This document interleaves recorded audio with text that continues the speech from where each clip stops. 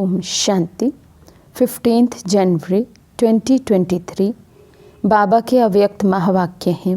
Revise मुरली है 18 नवंबर 93 की।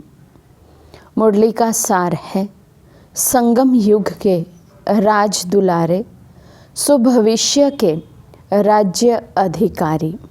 संगम युग के राज दुलारे सुभविष्य के राज्य अधिकारी। आज सर्व बच्चों के दिलाराम बाप अपने चारों ओर के सर्व राज दुलारे बच्चों को देख रहे हैं। हर एक बच्चा दिलाराम के दुलार का पात्र है। ये दिव्य दुलार, परमात्म दुलार कोटों में कोई भाग्यवान आत्माओं को ही प्राप्त होता है। हम सब ब्राह्मण बच्चे इस समय परमात्म दुलार के पात्र बने हैं, दिव्य दुलार के पात्र बने हैं। बाबा कहते इसलिए भी हम आत्माएं कोटों में कोई भाग्यवान आत्माएं हैं। अनेक जन्म आत्माओं व महान आत्माओं द्वारा दुलार अनुभव किया। अब इस एक अलौकिक जन्म में परमात्म प्यार व दुलार अनुभव कर रहे हो। अनेक जन्मों तक तो देहधारियों के ही दुलार में रहे हैं। बाबा कहते अब ये एक ही जन्म ऐसा है जब हमें परमात्म दुलार की प्राप्ति होती है। इस दिव्य दुलार द्वारा राज दुलारे बन गए हो, इसलिए दिलाराम बाप को भी अलौकिक फ़ख्र है कि मेरा हर एक बच्चा राजा बच्चा है। बाबा पूछते राजा होना प्रजा तो नहीं? बाबा हम सबको राज दुलारे कह रहे हैं, राजा बच्चा है बाबा का हर एक बच्चा। लेकिन फिर बाबा हमसे भी क्लियर करवा रहे हैं कि राजा हैं या प्रजा है। सभी अपना टाइटल क्या बताते हो? राजयोगी। सभी राजयोगी हो व कोई प्रजा योगी भी है। सब राजयोगी हो तो प्रजा कहाँ से आएगी? राज्य किस पर करेंगे? प्रजा तो चाहिए ना। तो वो प्रजा योगी कब आएंगे? राज दुलारे अर्थात अब के भी राजे और भविष्य के भी राजे। डबल राज्य है। तो बाबा राज दुलारा किसे कह रहे हैं? जो अभी भी राजा हो, बाप के दिल तख्त का भी राजा हो, उस पर भी संपूर्ण राज्य हो, संपूर्ण अधिकार हो, और अपनी कर्म इंद्रियों पर भी संपूर्ण अधिकार। अकाल तख्त पर भी राजा बन मैं आत्मा विराजमान हूँ और बाप के दिल तख्त पर भी विराजमान हूँ। जो अभी के ऐसे राजा बनेंगे ऑटोमेटिकली उनकी प्रजा भी बहुत बनेगी। तो बाबा कहते अभी के भी राजा और फिर भविष्य के भी राजा। डबल राज्य है। सिर्फ भविष्य का राज्य नहीं, भविष्य से पहले अब स्वराज्य अधिकारी बने हो। अपने स्वराज्य के राज्य कारोबार को चेक करते हो। अपनी सूक्ष्म और स्थूल कर्म इंद्रियों को, राज्य दरबारियों को बाबा पूछ रहे हैं, हर एक बच्चे को क्या चेक करते हो? जैसे भविष्य राज्य की महिमा करते हो, एक राज्य, एक धर्म, सुख, शांति, संपत्ति, संपन्न राज्य है। ऐसे हे स्वराज्य अधिकारी राजे, स्वराज्य के राज कारोबार में ये सब बातें सदा है। सर्व कर्म इंद्रियां एक मुझ आत्मा राजा की बात मानती हैं, ऑर्डर करते ही कर्म में आती हैं, एक धर्म में स्थित हैं, सुख, शांति, संपत्ति संपन्न हैं। बाबा कहते चेक करते हो। एक राज्य है अर्थात सदा मुझात्मा का राज्य इन सर्व राज्य कारोबारी कर्मेंद्रियों पर है। वह बीच बीच में स्वराज्य के बजाय पर राज्य अपना अधिकार तो नहीं करते। कभी मैं मालिक, कभी कर्मेंद्रियां मालिक बन जाएं, कभी मैं उनको अपने अकॉर्डिंग चलाऊं तो कभी वो मुझे अपने अकॉर्डिंग चला ले। बाबा कहते ऐसा तो नहीं होता। सदा के राज्य अधिकारी स्वराज्य अधिकारी बने हैं। पर राज्य है माया का राज्य। पर राज्य की निशानी है पर अधीन बन जाएंगे। स्वराज्य की निशानी है सदा श्रेष्ठ अधिकारी अनुभव करेंगे। पर राज्य पर अधीन व परवश बनाता है। जब भी कोई अन्य राजा किसी राज्य पर अधिकार प्राप्त करता है तो पहले राजा को ही कैदी बनाता है, अर्थात पर अधीन बनाता है। तो बाबा कहते दुनिया में भी बाहुबल से भी यदि कोई राजा दूसरे राजा का राज्य अपने अधीन करता है तो सबसे पहले उस राज्य के राजा को ही कैदी बनाता, बंदी बनाता है। तो बाबा कहते ऐसे ही कहीं हम भी स्वराज्य अधिकारी से पर राज्य अधिकारी तो नहीं हो जाते, पर राज्य में तो नहीं चले जाते, माया के अधीन तो नहीं हो जाते, माया हमें अपना कैदी तो नहीं बना लेती। तो बाबा कहते तो चेक करो कि एक राज्य है, हाँ, एक केवल मेरा ही राज्य अपनी सर्व स्थूल एवं सूक्ष्म कर्म इंद्रियों पर हर समय है। ये चेक करना है कि बीच बीच में माया के राज्य अधिकारी आप स्वराज्य अधिकारी राजाओं को व आपके कोई भी कर्मेंद्रियों रूपी राज कारोबारी को परवश तो नहीं बना देते हैं। तो एक राज्य है व दो राज्य हैं। आप स्वराज्य अधिकारी का लॉ और ऑर्डर चलता है व बीच बीच में माया का भी ऑर्डर चलता है। ये सब बाबा चेकिंग के पॉइंट्स दे रहे हैं कि हम सारे दिन की, यदि हम एक दिन की भी अपनी दिनचर्या चेक कर लें कि कितना मैं स्वराज्य अधिकारी हो चलता हूँ और कितना माया का मुझ पर राज्य रहता है, तो ही बाबा कहते हैं आप अपना पूरे संगम युग का भी हिसाब एक दिन की दिनचर्या से निकाल सकते हो। साथ साथ एक धर्म, धर्म अर्थात धारणा। तो स्वराज्य का धर्म व धारणा एक कौन सी है? पवित्रता। मन, वचन, कर्म, संबंध, संपर्क, सब प्रकार की पवित्रता, इसको कहा जाता है एक धर्म अर्थात एक धारणा। स्वपन मात्र, संकल्प मात्र भी अपवित्रता अर्थात दूसरा धर्म ना हो, क्योंकि जहाँ पवित्रता है वहाँ अपवित्रता अर्थात व्यर्थ व विकल्प का नाम निशान नहीं होगा।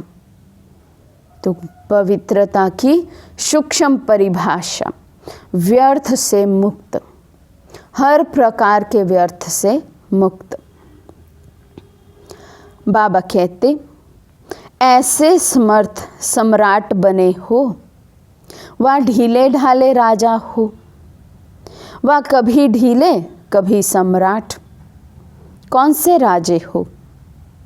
अगर अभी छोटा सा एक जन्म का राज्य नहीं चला सकते तो 21 जन्म का राज्य अधिकार कैसे प्राप्त करेंगे? बाबा भी तो यहाँ की हमारी क्वालिटी देखते ना, तब तो वहाँ उस हिसाब से हमारी पदवी होगी। तो बाबा कहते यदि यहाँ एक छोटे से जन्म में अपनी ही कर्म इंद्रियों को अपने अकॉर्डिंग नहीं चला सकते, सदा काल के स्वराज्य अधिकारी नहीं बने हैं, तो बाबा कैसे हम पर इतना विश्वास करे जो हमें 21 जन्मों की राजाई दे दे। तो बाबा कहते ये कंपेयर करो अपने पुरुषार्थ को। संस्कार अब भर रहे हैं, अभी के श्रेष्ठ संस्कार से भविष्य संसार बनेगा। तो अभी से एक राज्य एक धर्म के संस्कार भविष्य संसार का फाउंडेशन है। तो चेक करो, सुख शांति संपत्ति अर्थात सदा हद की प्राप्तियों के आधार पर सुख है व आत्मिक अति इंद्रिय सुख परमात्म सुखमय राज्य है। बाबा कहते अभी भी चेक करो, क्या अभी भी मुझे इस नश्वर दुनिया के सुख, नश्वर सुख, इंद्रियों के सुख, इंद्रियों की रसना अपनी ओर आकर्षित करती है, या मैं आत्मा अति इंद्रिय सुख परमात्म मिलन के सुख में सुखी हूँ। साधन व सेल्वेशन व प्रशंसा के आधार पर सुख की अनुभूति है व परमात्म आधार पर अति इंद्रिय सुखमय राज्य है। बाबा कहते हैं हमारे सुख का आधार क्या है, उसको चेक करो। मेरे पाठ में ड्रामा अनुसार अभी सब कुछ स्मूथ चल रहा है तो मैं सुखी हूँ, या थोड़ा सा भी मेरी इच्छाओं के विरुद्ध थोड़ा सा भी ऊपर नीचे होता है तो क्या तब भी मैं इतना ही सुखी रहता हूँ? साधन हो तो भी सुखी, ना हो तो भी सुखी, अचल अडोल एक रस अवस्था रहती है। बाबा कहते चेक करो, ऐसे राजा बने हैं। तो इसी प्रकार से अखंड शांति किसी भी प्रकार की अशांति की परिस्थिति अखंड शांति को खंडित तो नहीं करती है। अशांति का तूफान चाहे छोटा हो चाहे बड़ा हो, लेकिन स्वराज्य अधिकारी के लिए तूफान अनुभवी बनाने की उड़ती कला का तोहफा बन जाए, लिफ्ट की गिफ्ट बन जाए। तो बाबा कहते पहले सुख को चेक करो, शांति को भी फिर चेक करो कि मेरी शांति अखंड है या परिस्थिति के अनुसार मेरी शांति खंडित हो जाती है।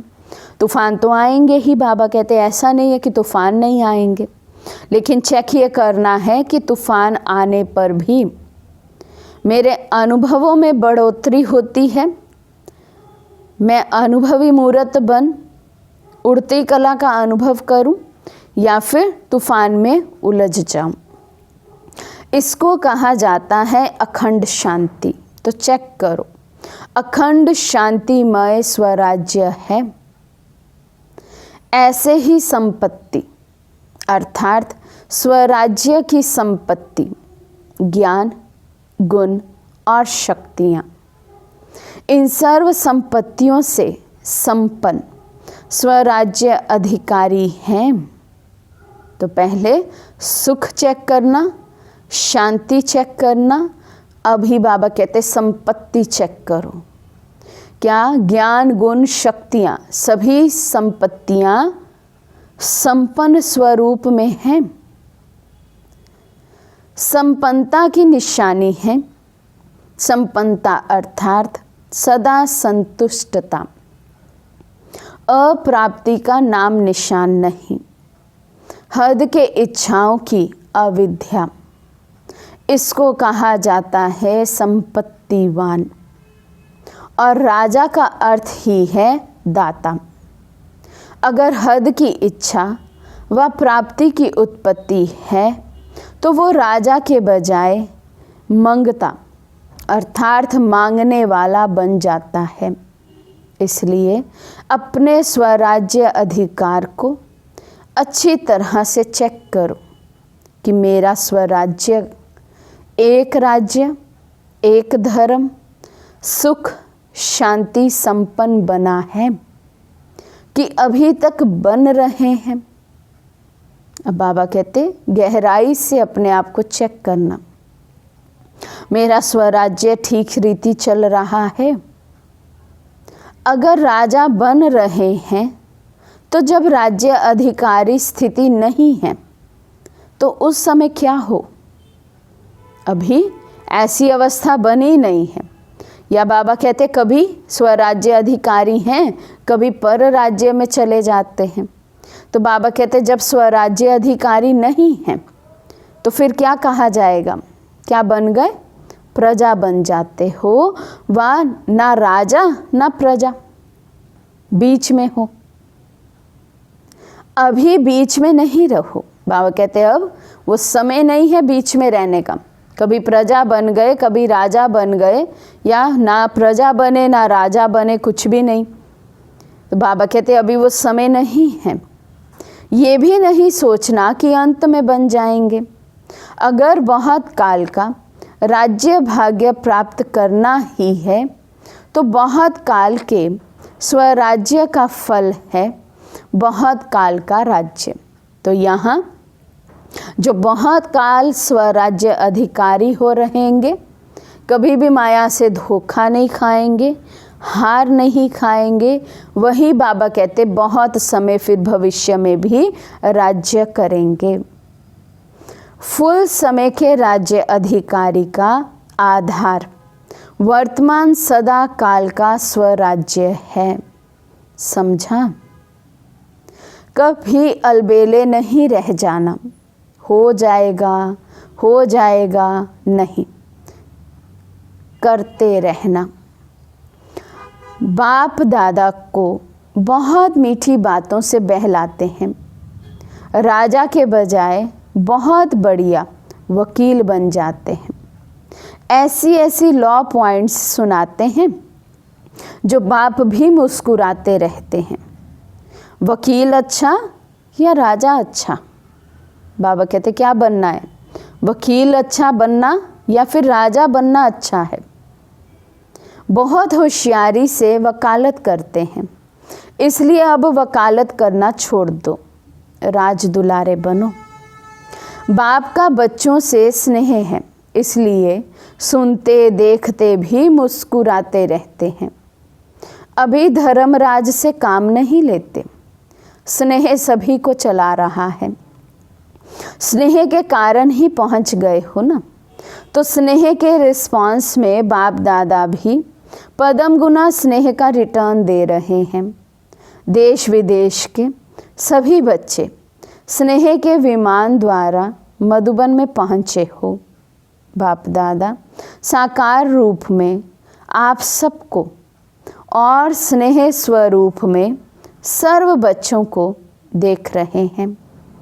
अच्छा, सर्व स्नेह में समाये हुए समीप बच्चों को सर्व स्वराज्य अधिकारी सो विश्व राज्य अधिकारी श्रेष्ठ आत्माओं को सर्व प्राप्तियों संपन्न श्रेष्ठ संपत्तिवान विशेष आत्माओं को सदा एक धर्म एक राज्य संपन्न स्वराज्य अधिकारी बाप समान भाग्यवान आत्माओं को भाग्य विधाता बाप दादा का याद प्यार और नमस्ते।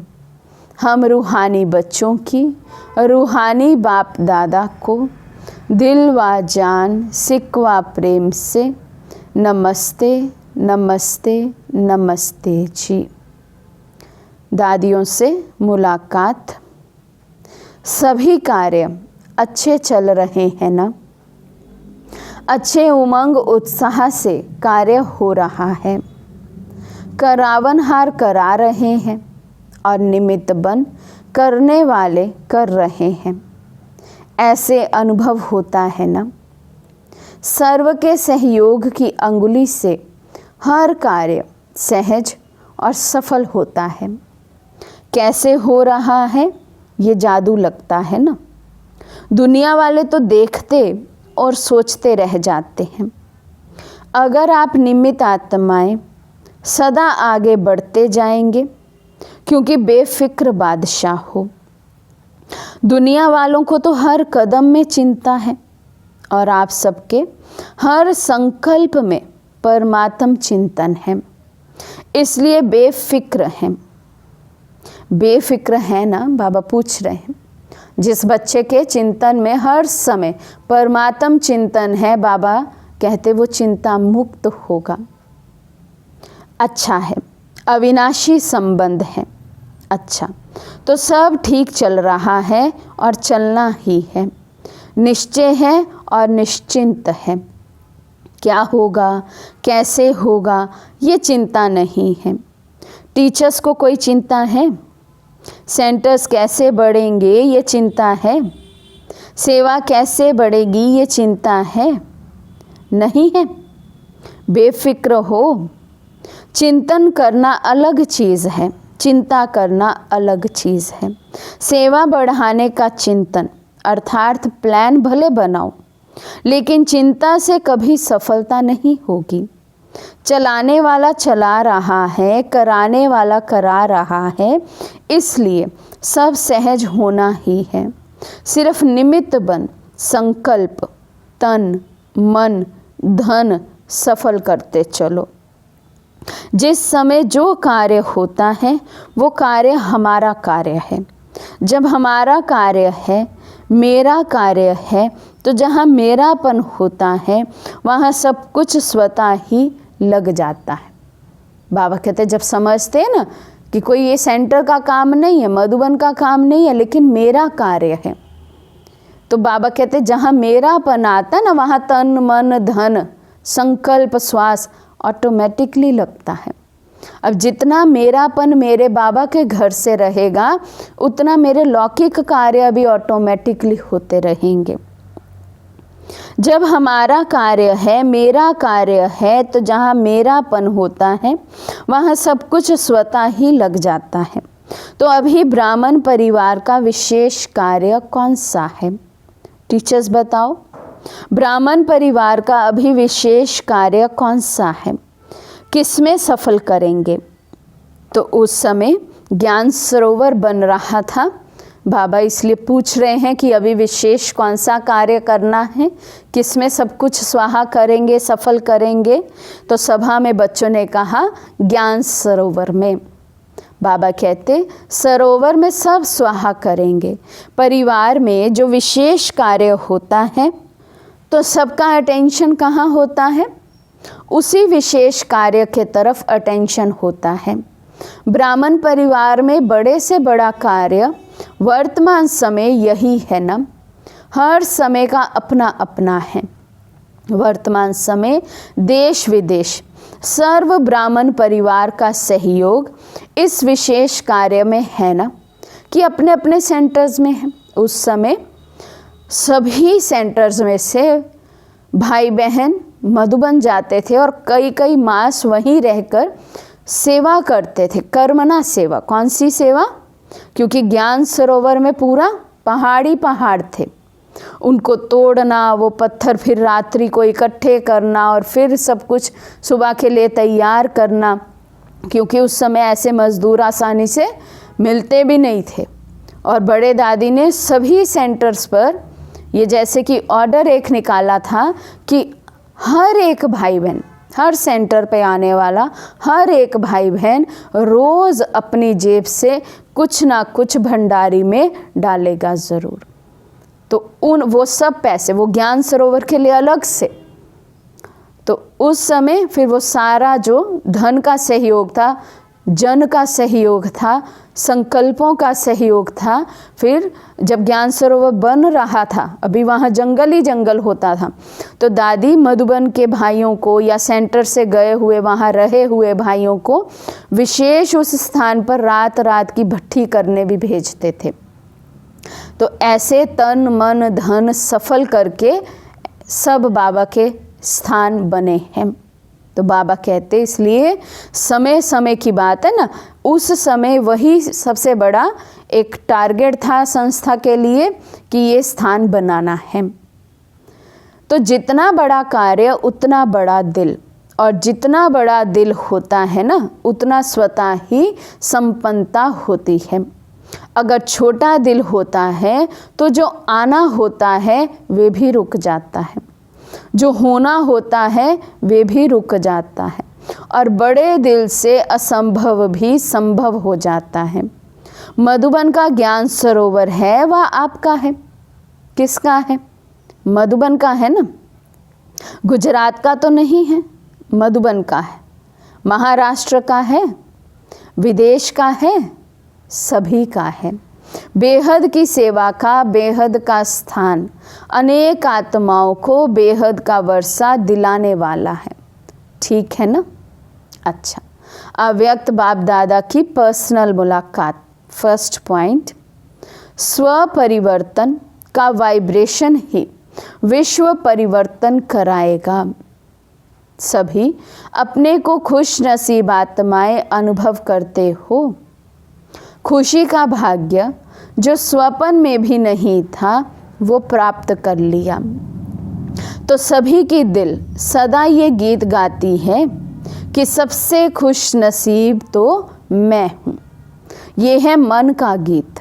मुख का गीत गाने के लिए मेहनत करनी पड़ती है, लेकिन मन का गीत सब गा सकते हैं। सबसे बड़े से बड़ा खजाना है खुशी का खजाना, क्योंकि खुशी तब होती है जब प्राप्ति होती है। अगर अप्राप्ति होगी तो कितना भी कोई किसी को खुश रहने के लिए कहे, कितना भी आर्टिफिशियल खुश रहने की कोशिश करे, लेकिन रह नहीं सकते। बाबा कहते जब तक परमात्म प्राप्ति का अनुभव नहीं है तब तक आप किसी को कितना भी खुश रखने की कोशिश कर लो, उसको सुख देने की कोशिश कर लो, सुखी रहने की राय दे दो, लेकिन वे आत्मा सुख को फील कर नहीं सकती है। बाबा कहते अगर अप्राप्ति होगी तो कितना भी कोई किसी को खुश रहने के लिए कहे, कितना भी आर्टिफिशियल खुश रहने की कोशिश करे, लेकिन रह नहीं सकते।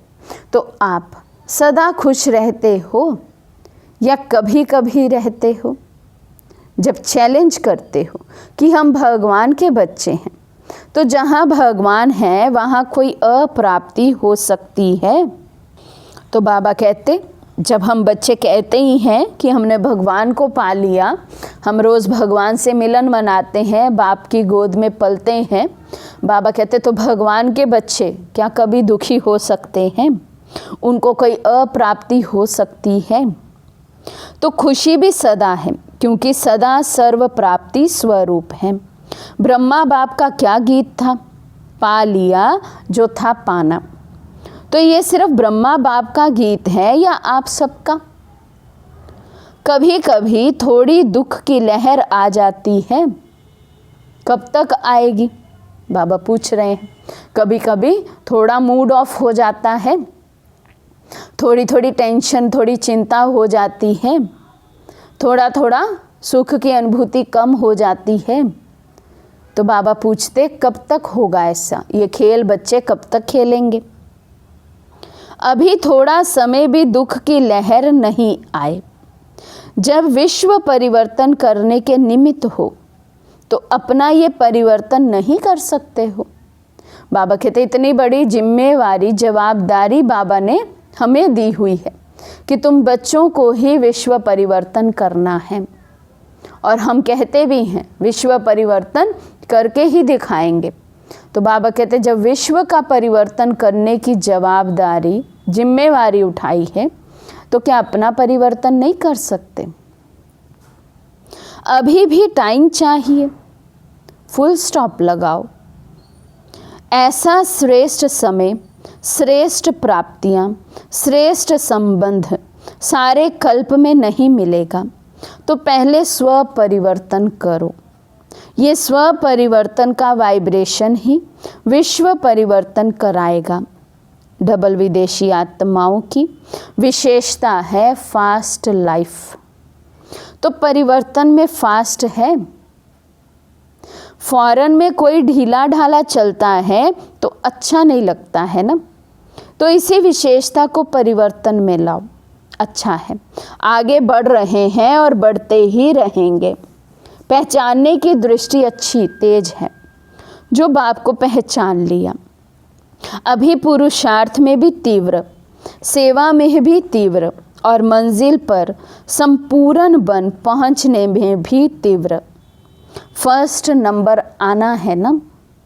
जैसे ब्रह्मा बाप फर्स्ट हुआ ना, तो ब्रह्मा बाप के साथी बन फर्स्ट के साथ फर्स्ट में आएंगे। ब्रह्मा बाप से प्यार है ना। अच्छा, माताएं कमाल करेंगी ना। जो दुनिया असंभव समझती है वो आपने सहज करके दिखा दिया। ऐसा कमाल कर रही हो ना। दुनिया वाले समझते हैं कि माताएं निर्बल है, कुछ नहीं कर सकती। आप असंभव को संभव करके विश्व परिवर्तन में सबसे आगे बढ़ रही हो। पांडव क्या कर रहे हैं? असंभव को संभव तो कर रहे हो ना। पवित्रता का झंडा लहराया है ना। हाथ में अच्छी तरह से झंडा पकड़ा है या कभी नीचे हो जाता है। सदा पवित्रता के चैलेंज का झंडा लहराते रहो। सेकंड पॉइंट, रोज अमृत वेले कंबाइंड स्वरूप की स्मृति का तिलक लगाओ। सदा अपने को सहज योगी अनुभव करते हो। कितनी भी परिस्थितियां मुश्किल अनुभव कराने वाली हो, लेकिन मुश्किल को भी सहज करने वाले सहज योगी हैं। ऐसे हो या मुश्किल के समय मुश्किल का अनुभव होता है। बाबा कहते, चेक करो, क्या मैं सदा का सहज योगी हूँ? परिस्थिति अनुसार मेरी अवस्था तो बदलती नहीं है। कोई मुश्किल समय हुआ, मुश्किल परिस्थिति हुई तो मेरी अवस्था भी उसी में उलझ जाए, ऐसा तो नहीं है। बाबा पूछते, सदा सहज है। मुश्किल होने का कारण है बाप का साथ छोड़ देते हो। जब अकेले बन जाते हो तो कमज़ोर पड़ जाते हो, और कमज़ोर को तो सहज बात भी मुश्किल लगती है। इसलिए बाप दादा ने पहले भी सुनाया है कि सदा कंबाइंड रूप में रहो। तो बाबा कहते, जितना बाबा के साथ कंबाइंड रहेंगे, कुछ मुश्किल होगा भी तो वो भी सहज लगेगा। लेकिन जब बाबा का साथ छोड़ देते, अर्थात जब श्रीमत छोड़ देते, मन मत और परमत पर चलते हैं, तो सहज बात भी मुश्किल लगती है। कंबाइंड को कोई अलग नहीं कर सकता। जैसे इस समय आत्मा और शरीर कंबाइंड है, ऐसे बाप और आप कंबाइंड रहो।